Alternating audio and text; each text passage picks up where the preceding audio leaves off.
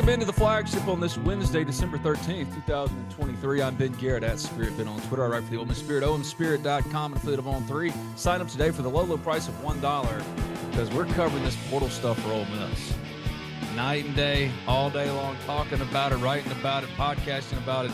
Walker Jones is in the middle of it all, though. He heads up Ole Miss's Grove Collective, Ole Miss's NIL extended arm for the football program, basketball program, just for getting players to Ole Miss. And Walker, my friend, you've been on a heater, man. How are you? I'm tired. Yeah. It's one of those strange things where it's exhausting and stressful, but exhilarating and rewarding at the same time. It's that time of year where there's just so much going on. We're getting ready for a New Year's Six bowl game. Basketball is in the middle of, both men's and women's basketball are playing, and you've got this portal season now, early signing period. It's the confluence of all these things that create just a lot to do. And, but look, it's when you're in the storm, you kind of just, how do we get through it and get to the other side? And then you look back on it and say, yeah, it was pretty fun going through that. And I guess that's kind of how I'll feel, here in a month when I can start sleeping again and, get back to my family. But I love it. I love what we're doing. I love, it's a great time right now. I mean, you just think about all the positive momentum we have going right now with a 10-win season in football, New Year's Six bowl. Chris Beard, one of the few undefeated basketball teams left. Coach Yo going to have another great season. Baseball getting ready to crank up, all the things that we have going on right now. And I just think it's a great time. We say it a lot, but it's truly a great time to be an Ole Miss Rebel. And, from my job is to continue to offer one of the best NIL platforms and collectives in the country that help our athletes, number one, stay here and truly maximize what they're doing. And then our coaches to use it in recruiting and in the portal to attract kids that, hey, look, if you come here, you can see the Grove Collective is highly functioning, very impactful, and is going to be a great partner with you when you get here. So, yeah, Ben, it's exhausting and it's crazy, but it's also like exhilarating, exciting, and very rewarding. Well, it was interesting because when I talked to you in May, this was after, look, Lane's been progressive and aggressive in the portal since its founding in like 2020 back in COVID or whatever. But you said May. What's really sticking out about Ole Miss is operationally it's working so well. Y'all aren't necessarily just going out there and dumping the largest bag on every single transfer potential guy or returning player like a Trey Harris who comes back. In May, you told me straight up, two of the guys, or all but two of the guys that Ole Miss signed last portal cycle came to Ole Miss for less money. And now you look at what is getting done now with the coaching staff and the Grove Collective and the run that y'all have had, not only with transfers, but also with returning players. Is that still like the case where it's just, I think this is a good example of operationally how Ole Miss is just kind of ahead of the game. Is that fair? More than just, hey, yeah, Ole Miss is running around throwing bags everywhere. Yeah. Well, if we were doing that, we would have a short runway and, it would run out, again, we don't, if you look at our resources compared to other people, we just don't have those things. We have great donors, great alumni base, all those things. We just don't have as many as other people. So again, it's the same thing I talked about 18 months ago. Look, we're going to have to be really, really efficient. Our margin for error is much smaller than everybody else's, and we're going to have to trust our coaches' evaluation on, is this a player that we want to invest in? Is he going to be a great teammate, add great value to the roster? Can we use him effectively in the marketplace for NIL and the local, regional, and national, brand landscape out there and really maximize their earning potential. And so, I think, and again, this is a tribute to our coaches and a tribute to our staff at the collective and Denson Hollis and Matt McLaughlin at the foundation, and obviously Keith Carter at the head of all this. We have figured this model out. And I just keep going back to that. Like, there are plenty of things I wish we could change about the model. There's a lot of things that need to be changed. There's some things that don't make it sustainable. And a lot of people get paralyzed by the unique nature of the NIL model right now and some of its inefficiencies and ambiguity. But I think what we did, we just put our head down and went to work with it and said, let's just figure it out. and let's get the coaches, the collective, the administration, the foundation, let's all get on the same page within the letter of the law and the relevant guidelines that are out there, and let's push the envelope. And let's try to be really, really progressive and creative in doing what we're doing. And I think also, too, part of that is that we have a great talent of coaches who are great evaluators.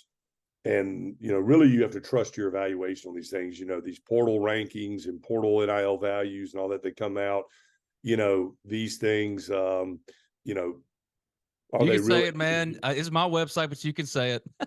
Yeah. Yeah. Well, but I mean, we say, like, are all these things really legitimate? Mhm. And, we sit there and say, whether they are or aren't, we have to trust what we know. We know our culture, we know our locker room, we know the city of Oxford, the University of Mississippi, and all those things. So we have to evaluate, can this person be a viable contributor, both on and off the field, at the University of Mississippi and in the Oxford community. And sometimes those don't line up with portal valuations and portal rankings. And so, like, you've got a kid who you think is the number one portal guy, and he's getting all the press and all the huge number valuations. And then you got maybe a group of 5 player who isn't getting all the attention. But your evaluation, both from a performance standpoint, athletic performance, leadership, the intangibles, is right on par with that other player. And you got to trust your evaluation of this kid and not just go chase the sugar high, and I think like Trey Harris is a great example of that. Trey Harris came out of Louisiana Tech last year, and not many people had heard of him. He got caught up in COVID coming out of high school, and our coaches looked at him and said, look, we think this guy can be really, really good and be a wide receiver 1 for us. And then when he got to campus and I was able to meet with him and bring him on with the collective, I realized what a great personality he had and what a great demeanor and a family story and all those things. And so we trusted our evaluation. There were higher, valued wide receiver targets last year, that would have cost us a lot more money, but we trusted what we saw in Trey Harris. And I think that's probably the Moneyball approach that we're trying to take here, is that, yes, rankings and all those things matter to some degree because our fans love that stuff, and I get why. But at the end of the day, trust our gut, trust our evaluation, and stretch that dollar. And I've said it once, I've said it 100 times, make that $1 spend like 3. And I think we're continuing to do that. Well, it's leading from the front, and that's something that Ole Miss historically hasn't necessarily done. And I'm not just talking about NIL. If we're all have been around Ole Miss football our entire lives, you played for Ole Miss, you know all this better than anybody. So, Ole Miss, at least operationally, for the longest it seemed, was always playing catch up with everybody else. And yet here in this new space, and there was a little bit of a panic back in COVID, like, oh my God, this is coming. Is Ole Miss ready? And now, because of that early legwork, Jackson Dart is about to be a third-year player at Ole Miss. Quinshon Judkins, a third-year player at Ole Miss. Trey Harris is going to his second year. Jordan Watkins, his third year. Yes, it looks different. How they got here and how they got to their multiple-year careers at Ole Miss is different. But because of that legwork, you can take the resources you have now and go address big needs, right? Yeah. And I think that's been the biggest test. And Ole Miss fans, of course, doing their part as well. And that's got to make it sustainable. But I just think that leading from the front is what's really led to where Ole Miss is now and this particular heater y'all are on. Yeah. Well, and look, I think people, or they invest in business, whatever they want to spend their disposable income, they got to believe in it. They got to, number one, understand it. And that was the first challenge we had back 18 months ago, was like, we got to educate our people on what NIL is and why it is so important. And so I think that was the first thing, education, because a confused donor does not give. So I think it was education, and then it was the impact that we could have. And, if you remember last year, we ended the football season not on a great note. We had a bad men's basketball season and a really bad baseball season. And I was sitting there, in the spring going, okay, our people are still hanging on, and they're still kind of believing in this idea of, the Grove Collective and NIL being a major equalizer and differentiator for Ole Miss. And that's kind of what we sold. And knowing that we needed to be able to show proof of concept. We needed to be able to show that this was working. And I think winning 10 games this year, we would probably be one of the only teams, if not the only team in the top 15 that has a 3-year starting quarterback, potential for that, to your point, a 3-year starting tailback. Jared Ivey coming back, Micah Pettis coming back, Jordan Watkins coming back, all the other players that we have coming back. it just speaks to the culture of what Coach Kiffin has built with his coaching staff.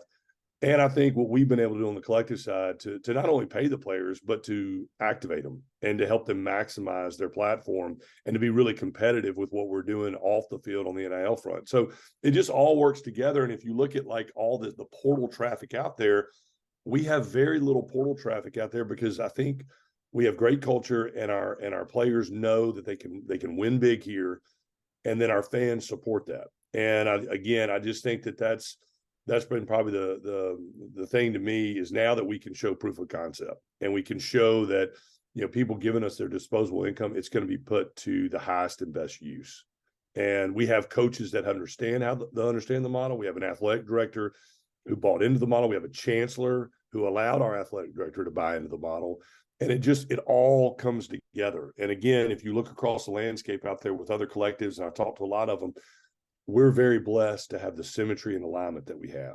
And I think that, Ben, to all the things you just said, speaks to, you know, the kind of the heater we're on, the momentum we're on. And, you know, again, not to be the world's worst tease in America, but we're not through. And we've got more good things coming and some big news coming leading up to this bowl game against Penn State. Well, part of that culture, I think, is Ole Miss does what it says it's going to do. Because you've seen with other schools that tried to play big in the NIL space have petered out, and players have transferred in mass because the commitments that, you know, those wild things you heard about NIL recruiting, the numbers being thrown around, that wasn't happening. I think that's another important thing too. Have you sensed that when you go out there and you talk to transfers now or transfers last year, that reputation that has been built, that Ole Miss does what it says it's going to do, that's been as important as anything else, right? Yeah, look, I mean, it sounds really simple, and it's crazy we have to say this because I've been in business all my life, and you got to make payroll. You know, you got to pay people, you got to live by a contract. You know, and that sounds so simple in the normal business world, but this is not the normal business world. And unfortunately, there's been a lot of schools out there that have not been able to meet their obligations. And so, you know, every time I sit down and talk about this, one of the things I'm most proud of is we've been able to fulfill all our obligations, both monetarily and in just enhancing and growing the platforms of all our players and giving them new opportunities. Again, being the first collective to sign the national airline partner deal and the esports gaming deal and those type of things. Like, you know, as long as we're helping our athletes, you know, solve problems, maximize it, and then stretching those dollars as far as we can. And to your point, I think the reputation, I think that's what our coaches have done a great job of selling when they're recruiting kids, both high school kids or portal kids. It's like, look, go to our collective's website, look at what they're doing. You know, when you get here, you're going to be a part of this highly functioning and efficient collective and this university infrastructure. And we have been able to fulfill all those obligations. So I think that's incredibly important. And then, Ben, I would add that, you know, I have some anecdotal information about what some of our competitors have spent, like in football and what we spent. And I think we're spending our money a lot more wisely than some other people are. And I think that our payroll is not the largest payroll in the SEC.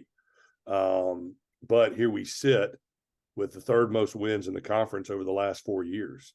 And I think, and doing it without the third biggest payroll. So I think that speaks to Coach Kiffin, our coaching staff, and then my staff at the collective, all of us involved in it, Keith and Matt McLaughlin and Denson, you know, being able to continue to fund this thing and use it in the most efficient manner. It's that time of year where the weather outside can be frightful, and frightful weather can do real damage to your roof. If you're looking for peace of mind this holiday season, knowing that your roof is taken care of, contact Riverland Roofing. Whether you need an inspection, a new roof, or a maintenance program, Riverland Roofing has you covered, home or business. They're a GAF Master Elite Contractor and can offer warranties that last a lifetime. Licensed and insured, Riverland services Mississippi and its surrounding states. Don't worry about the roof over your head this holiday season. Contact Riverland Roofing today, 662-644-4297. That's 662-644-4297. Or visit riverlandroofing.com, riverlandroofing.com. Riverland Roofing, for all your roofing needs, and a proud sponsor of the Talk of Champions podcast network.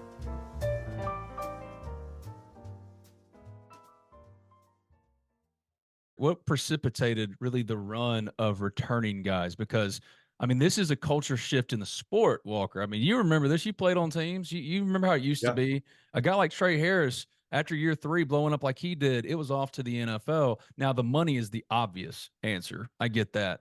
But Sure. to see how Ole Miss was able to retain virtually everyone. Now Dayton Wade's gone, there are others, but like to have Jared Ivey or Trey Harris and Mike Capet, all these guys, old days, you'd have been thrilled to have one or two back. And now Ole Miss is Yes. getting every one of them back. What's the culture shift? What has kind of precipitated that?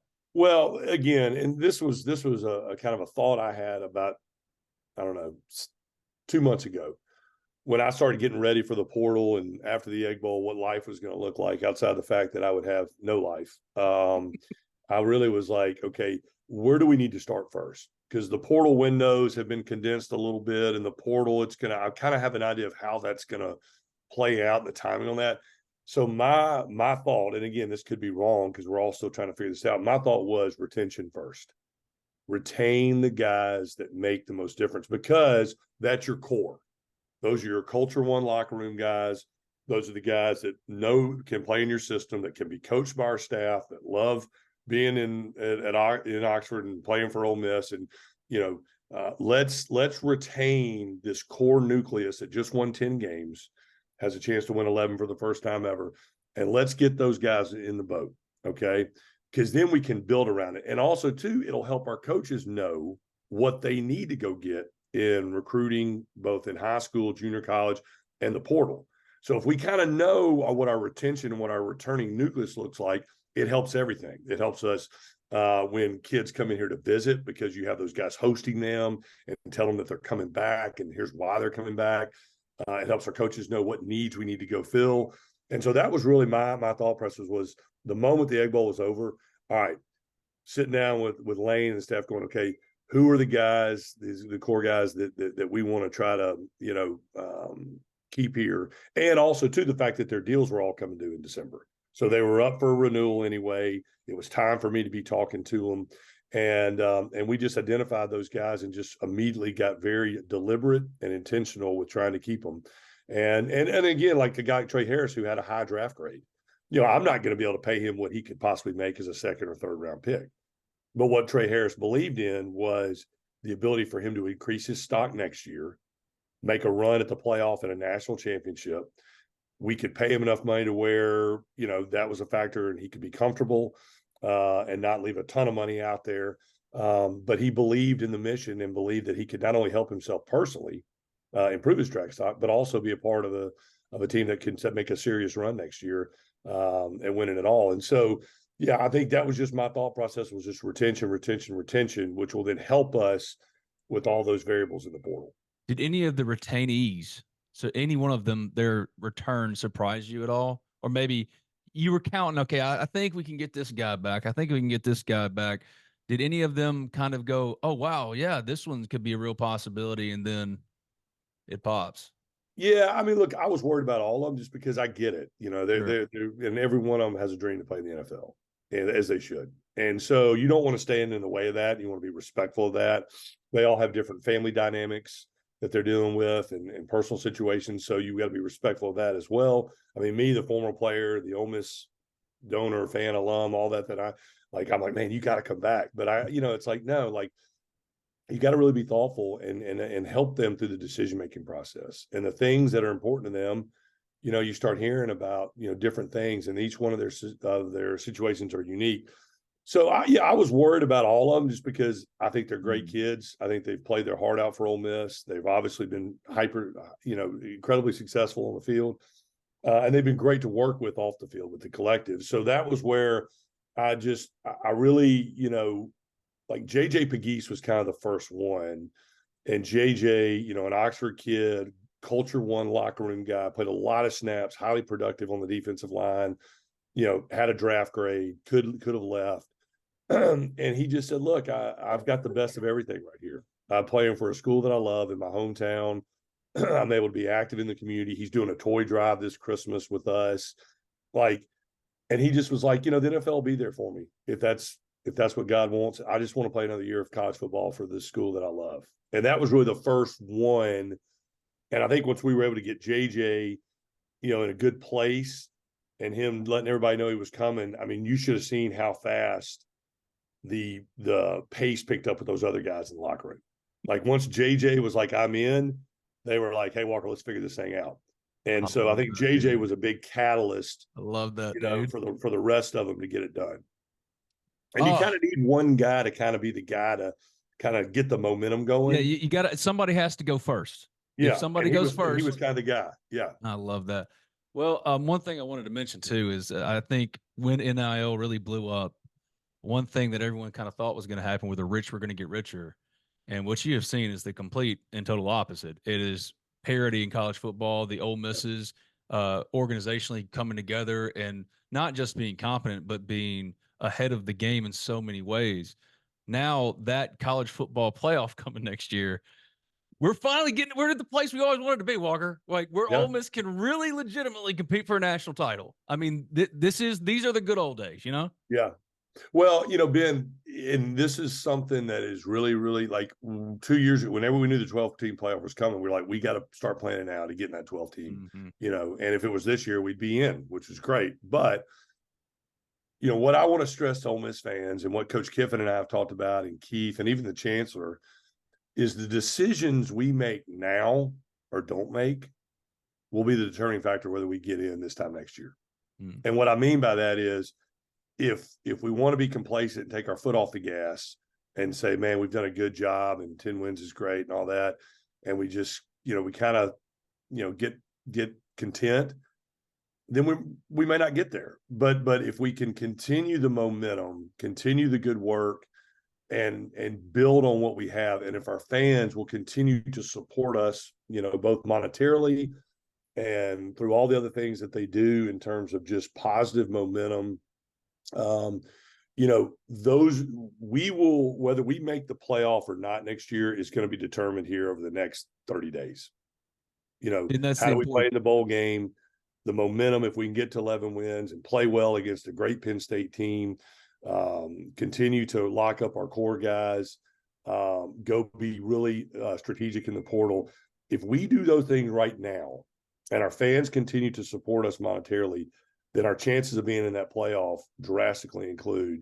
And you know, you can't wait till next fall. It's got to be now, and we're building our roster now. And my overall goal, just like it is with Chris Beard, with Coach Yo, with Mike Bianco, all our coaches on campus, my goal is to give an NFL platform that is worthy of a championship level program, and give our coaches the tools to build a championship caliber team. And we are so close to doing that in football. We're That's what I've so been. close. That's what I've been trying to tell fans. I mean, if you were ever like, man, if we could just get to that place, what were you? Did you do your part? Because now you've arrived at the place. You've been waiting for it all your life. You've been saying, man, if I could just, what were you going to do in that marked time in history? Well, this is the time. If you really want Ole Miss to win a title, never has there been a better opportunity. Before you leave, I wanted to ask you about this because you mentioned Chris Beard, 9-0 Yeah. start, first 9-0 start, or fourth 9-0 start for Ole Miss all time.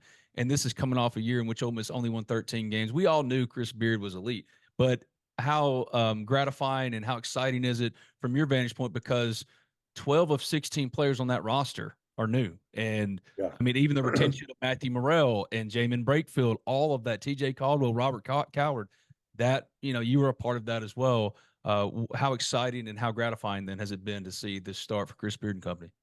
Yeah, it's, you know, Ben, it just, to see the plan come into fruition, and to see kind of the, all right, you know, when I started working with Coach Beard back, you know, in the spring and the summer, about again retaining the right guys and the nucleus, and then giving him the ability to go into the portal, um, with our reputation at the collective, for him to go in and attract those kids to come here, you know, to say, look, you can come play at a championship level in the SEC in a beautiful arena in a great college town. And when you get here, you're going to be able to interact with one of the most highly functioning collectives out there. And again, you say all those things, and you hope they're right. And I think just watching Coach Beard and his staff assemble the roster and how they've done it, and you know, the way he's gone about, to your point, taking all these new pieces, because that is tough. You know, Mm-hmm. that is probably the biggest challenge right now that I hear from coaches, is the locker room culture when you have so much turnover. And how do you know, and how do you know if this kid's going to fit in and with that kid? And in basketball, you got to have so much symmetry there. And, just sitting with him, we had a VIP day. I'll give you this quick story. We had a VIP donor day back in August where I had all the coaches come in and basically talk about how they assemble their roster and roster value and roster management in this new world of NIL and the portal. Because I wanted our donors to understand, hey, this is what you're helping these coaches, because this is the reality. Whether you like it or not, this is the reality of how you have to be successful and how you have to have a championship level team. Yeah, it And doesn't matter if you like it or not. This is what it is. This is what it is. And we can complain about it, stick our head in the sand, or we can, bow our neck and push through it and trust our coaches and so they can be great managers of their roster, great evaluators of talent. And again, take that Moneyball approach, that kind of professional idea of, molding your team together. And watching Chris Beard that day get up there in front of the room and work through the roster. Number one, talking about his philosophy and how he coaches and how he plays. And when they made the run at Texas Tech, and when he was at Texas, ranked number one in the country, this is how I did it. And this is the same blueprint. And here's how we're going to do it. And here's the guys that are going to help us do it. And just watching him do that, just the amount of sense of pride that our AD was able to get him here as our head coach. But then the confidence knowing that when I go out and talk to donors about giving, I've got that guy right there who's going to deliver for us. And as you watch this team get better and better and better, and look, we're going to lose a game at some point. He's, I'd love to sit here and say he's going to go 42-0, but it's we're going to lose happen. Yeah, it's going to happen. But I think that's also probably when he's going to be at his best. He is such a fighter and competitor. When we hit a rough patch or we don't play well and we take a loss, the team, it's not going to stack on itself. And I think the team, that's when Chris Beard's at his best. So tremendous amount of pride, really excited for him and his staff. And again, it just speaks to all the wonderful things and the proof of concept that I'm telling our fans. Look, you have given heartily and you have given us the ability and our coaches the ability to make a run here. And as we're showing you, it's working. Despite all the other things out there, the model is working for Ole Miss. And look, it'll change down the road. It'll adapt and we'll adapt with it. But right now, let's continue to use it to our advantage. And to your point, Ben, earlier, like lead from the front. And as long as we can be a first mover and lead from the front, that's when Ole Miss is at its best. This has to become something that's a part of your life. If Ole Miss has always been a part of your life, but I'm talking about if you really want to do your part. The Grove Collective, even if it's given $10 instead of going eating, Obies one day, all of it. Every month throw something because it's working. And Walker Jones is in the middle of it. He heads up Ole Miss's Grove Collective. Thank you for this, Walker. You're the man. I appreciate it. We'll do it again. Hey, Ben, I appreciate it. Hey, Merry Christmas. Have a wonderful holiday. Hope to see you over in Atlanta for the Peach Bowl, and appreciate all the support you give us, man. It means the world.